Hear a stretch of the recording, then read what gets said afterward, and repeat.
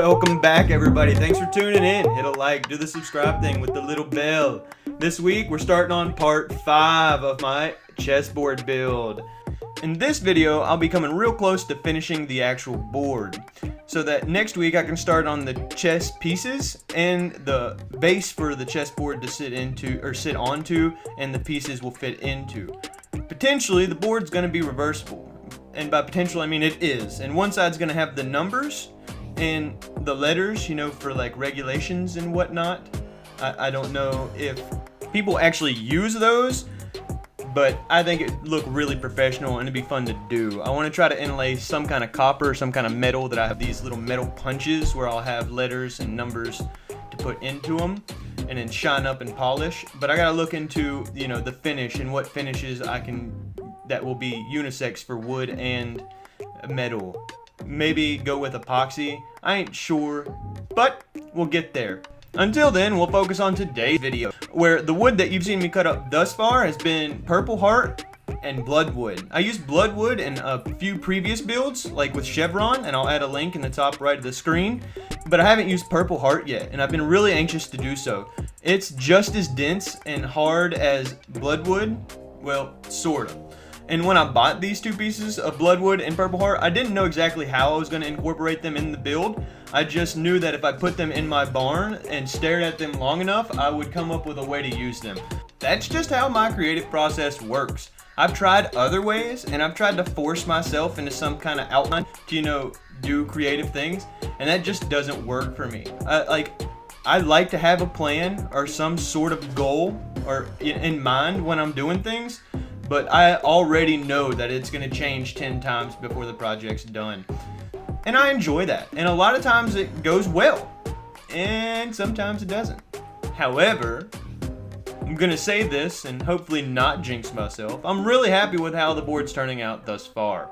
I'm actually a little farther ahead on this project than I was able to fit in this week's 10-minute video. That being said, I'm going to add a little teaser at the end of this video to show you part of what I'll be accomplishing next week.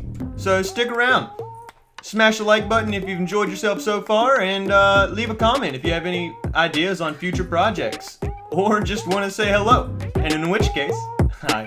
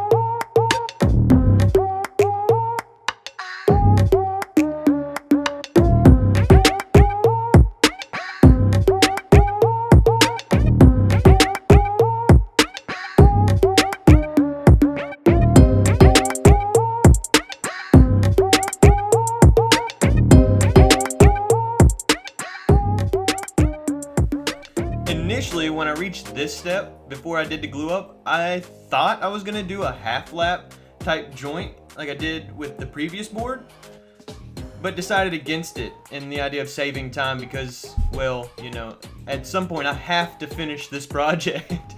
I've been going on for 5 episodes now, and I literally have 3 more to go, which isn't a bad thing. I've enjoyed the build, I just need to move on to other things. And in speaking of future projects, I recently had some trees cut down on my property. One huge oak that was hanging over my bed, which was terrible, and it turns out it was rotten in the middle, so that, yeah, it was a good thing to get cut down.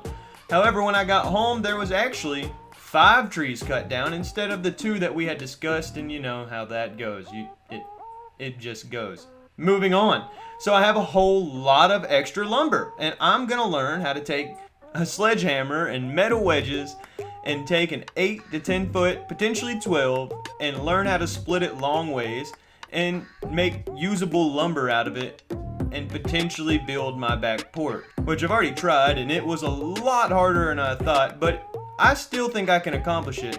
I mean, I sound pretty confident now because I did split a 8-foot piece of pine, which was 17 inches thick, so it was no easy task. It was not easy at all. I mean, I drank a gallon of water, 3 beer. For those who follow me on Snapchat, I'll put a link in the description, you know, and they kind of get like the full brunt of my storm. They kind of know what's going on in my day-to-day life, and if you feel like you want to know that as well, feel free to add me on Snapchat. That being said, I'll be working on that project in the background when the chessboard has slow moments. Anyways, that does it for today's video, folks. Thanks for watching, for real. I appreciate you. Stay tuned next week, see what I got going on.